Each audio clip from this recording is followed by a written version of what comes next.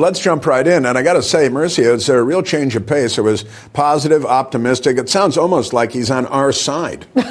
Well, I got to tell you, first of all, it's so remarkable that President Trump, not only did he give one speech, but I think he gave like 1,000 speeches by the end of the night between yesterday till the evening, and then was at a national prayer service this morning. I got to tell you, he wants to waste no time. He wants to get to work immediately. He knows that he's got the political capital and the energy right now to get this done, which is a very clear mandate, which is that of the America First policies, how we're going to make sure we don't have the weaponization or the lawfare that we saw coming out of the Department of Justice. How do we make sure that we right the injustices, as we saw with the pardons that he made for the J6ers? And then, of course, keep Americans secure and ensure that they have economic prosperity. It's a really common sense remedy that President Trump is proposing, and it's the vision that he wants to make clear over and over again. That's why his inaugural speech wasn't just an inaugural speech. He wanted the American people. The speech wasn't just to, the congressmen there and the dignitaries. It was to the American people to say, I'm going to go through this again. This is our mandate. This is what we're going to get done. And I promise you that I'm going to focus on you, the American people, every single day. And Erika, first of all, welcome to our show. Thanks for having me. Very happy to have you here. And it was a big day, a huge day. And it's true, he had 3 significant speeches plus a very long press conference. And we had more from President Trump yesterday than I think we got in 4 years from Joe Biden. And it was all very optimistic and very positive. And it sounded like we're back on our side again. It absolutely was. I was fortunate to be in the arena with tens of thousands of people celebrating the inauguration, watching the speech as if it were live and celebrating with every line the jubilation that they're all feeling and the hopefulness about what is to come. And you're so right. He promised a lot of things during the campaign, as he did in the 2016 election. But in 2016, the next day, we weren't sure if he's going to get it done or not. The next day, this time, we know he's getting it done because he's already done so much of it, even just on day one, with dozens of executive actions that have already come through, making good on the promises he made, not just in yesterday's speech, but throughout the campaign. Now, Jason, you might have seen yesterday's festivities a little bit differently than some other people at the table did. But what did you see yesterday? Do you see an optimistic, positive message of the way forward?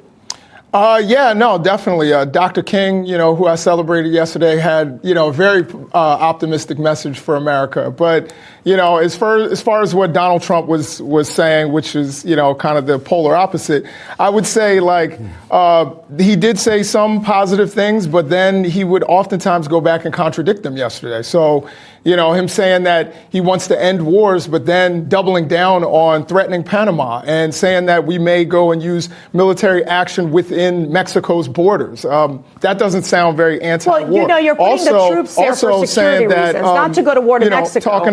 Talking about when it comes to the BRICS alliance, he said Spain was a part of it, which it's not. So clearly he didn't necessarily give off the strongest sign of competence when he doesn't know who's in BRICS, which, the name is literally an acronym for who's in it. So, I mean, there were some things that he said were positives, but then, as you said, as he spoke several times, it seems like at some point he would end up contradicting what he just said. Well, you're psychoanalyzing these speeches. All I can tell you is that he talks about putting troops at the border because we have to ensure that we get that the criminal illegal aliens no longer enter this border. You're basically saying... I'm not actually referring to that. Well, you just said troops are going to Mexico. No, what I was referring to is the idea of designating the cartels as terrorists. You should agree with that, right? And then the idea is that potentially we could attack Mexico with inside Mexico. Potentially, Joe Biden could attack France, but that didn't happen. He didn't call France a terrorist organization. President Trump also resembled one of these, one of his predecessors, John F. Kennedy. You may be aware of him during his inauguration yesterday, saying that American ambition will lead to a series of new frontiers in space. The United States will once again consider itself a growing nation.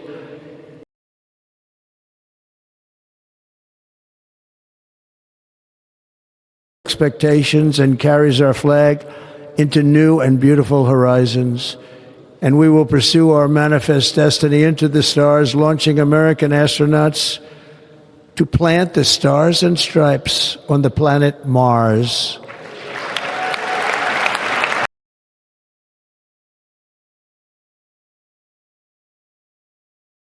A lot of ambitious stuff, a lot of fun stuff, not attacking Mexico, but the drug cartels. You know, we did have 100,000 Americans die in fatal drug overdoses last year, more than the Vietnam War and the Korean War combined in 1 year, but pay no attention to that. The Democrats are fine with that. They're waving the drug traffickers in. But President Trump covered a lot of territory yesterday. He did. Yeah, the idea that people would suggest pay no attention to the southern border. There's nothing to see there. Right. And with an open southern border with estimated more than 10 million people that have come across, in fact, even looking at what's happened to children, where there's hundreds of thousands of children that we don't know where they are. They're somewhere inside human trafficking. Right. Could be in America, could be anywhere else in the world at this point. And yet, when President Trump says we're going to secure the border, well, he must be racist. Or, right, that we're going to make sure that the cartels who are bringing so much death and destruction to America, we're going to put an end to that. Well, that's anti-American. It's very intellectually inconsistent and dishonest to presume that when President Trump says we're going to make America safer, freer, and stronger, that those are somehow bad things, when in fact that's what every government leader should be doing for their nation. It's just that we now have a president who is actually trying to do that. Well, the Democrat Party is not actually on our side anymore. They used to be, but they gave up on that. You know, President Trump's pro-American optimism is already breaking the left, which is fun to see. Listen to the left-wing Episcopal bishop in Washington, D.C., Marianne Buddha, ask the president for mercy for transgender, gender-morphing children in schools. Have mercy upon the people in our country who are scared now.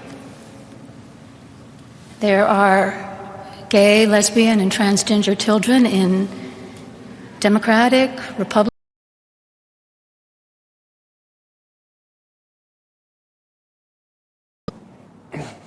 Now, she went on to lecture President Trump as well, claiming that not all illegal aliens are criminals. Now, mind you, this is the same pastor, the bishop at the Episcopal Church here in Washington, the cathedral, who condemned President Trump in the summer of 2020 when he visited St. John's Episcopal Church, the Church of the Presidents, across from the White House, during the Black Lives Matter riots when the Democrats were burning our city down.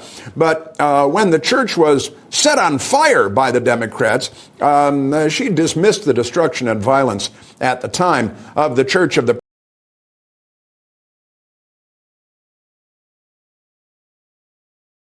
But we will work to do and we'll do it, cleaning up, rebuild, and focus on the rebuilding of our country, which is more important. Now, this is a politician more than a that bishop. sounds to me, I mean, maybe she should run in California for a job, for a political job there. But look, I think that there's a time and place. Fine. You might not agree with the president. She knew clearly what she was doing. She was using that, what should have been a unifying type of prayer service, a moment where your new president's coming in to basically, try to unite the country, as opposed to she's coming up with these fabrications that these children are fearing for their lives. I mean, it is an absolutely bombastic and ridiculous comment that she made. Yeah, it truly was. And, the people on the left just can't let go of their political fanaticism, no matter where they are, what position they hold, what the setting is, what they're talking about. Woohoo!